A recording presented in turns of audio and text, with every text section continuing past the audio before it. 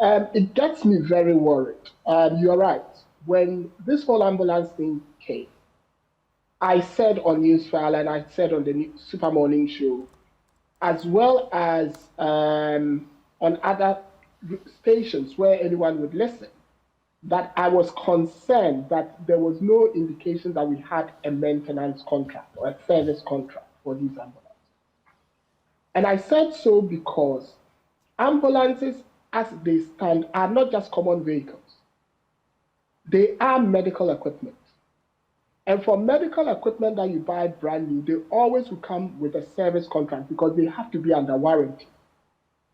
And for a product to be under warranty, the supplier or the manufacturer, which in this case is Mercedes-Benz, would want there to be a service contract. So if the product becomes defective under the period of the warranty, you can exercise your rights under the warranty, either for it to be repaired or for it to be replaced.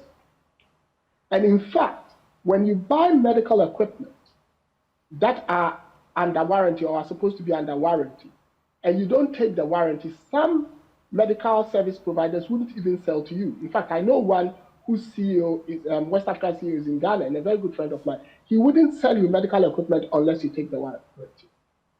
Others would sell you the medical equipment, but they would remind you that if you don't take a service contract, the equipment are not subject to warranty. So when it came and we didn't have anything like that, it made me very worried because we have a poor maintenance culture in Ghana as it stands.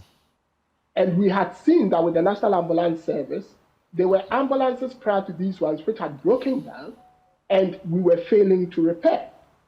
And I felt that having spent this amount of money, we didn't need to allow these ambulances to suffer the same fate. So I kept asking, only for us to find out that as of 2019, just as I suspected, there was no service contract. And we went into a contract with this company. Well, according to the Auditor General, we started giving them work without them being a registered company in Ghana. So we could not have said to have been in a contractual obligation with them. But then the point is this. We buy products from Mercedes-Benz. Mercedes-Benz have local agents in Ghana. Why were we taking a company with no track record?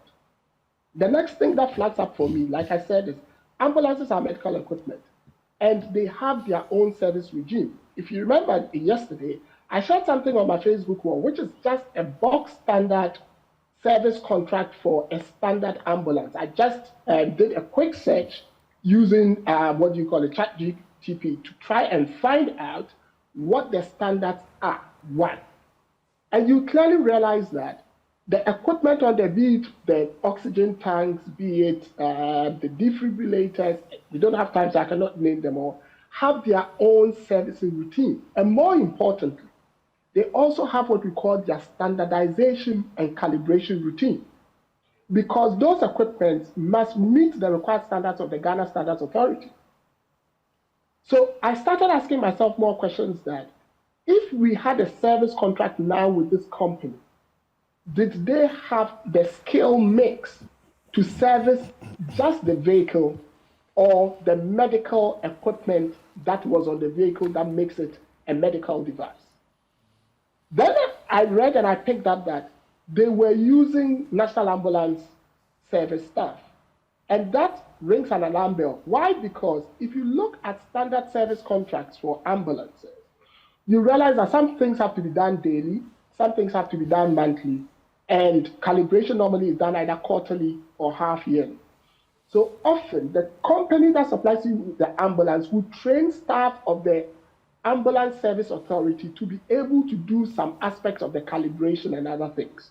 So I then felt that Mercedes-Benz may have trained some staff of the National Ambulance Service to actually do some aspects of the calibration, but ultimately, the Ghana Standards Authority would have to verify whether the calibration still retains the standards as permitted by our laws.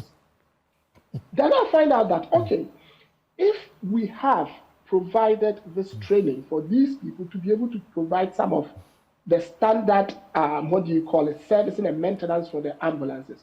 Why are they being paid by the taxpayer and then working for another company, which then bills the state? So it's like they're being paid twice. What I don't get is, was the company paying them as well? So were they getting double salary, or the company was using them to fleece the state? The Auditor General says they had over-invoiced. And I'm asking myself, so how did we get into this contract even with them? What sort of due diligence did we do? Because yes, I can see the argument that people say it was a new company, they might not have a track record. But I also know that sometimes someone might form a new company, but if the employees or the leadership of the company have the track record, because maybe they work for other ambulance service companies and have the track record and have their own licensure, they could be given the contract, because that would not take away the fact that the expertise is there. I don't see that from this company as well. So by and large, I think there are a lot more questions that are being asked. And that was why yesterday I was saying, I worry because we are treating these ambulances like just normal vehicles, where you change oil, spark plugs, air filter, and that. This is not. This is bigger than that. And therefore, we need to look in seriously, because have we even breached our warranties? Is that why, if you look at the cost of the spare parts that we are going to buy, some of them per unit for each ambulance is higher than buying a new ambulance? Is it because we breached our warranty, so it's costing us more? All these things are things that we need to look into. So I think that there's a lot more to this story. There's possibly a lot more rot than we actually see.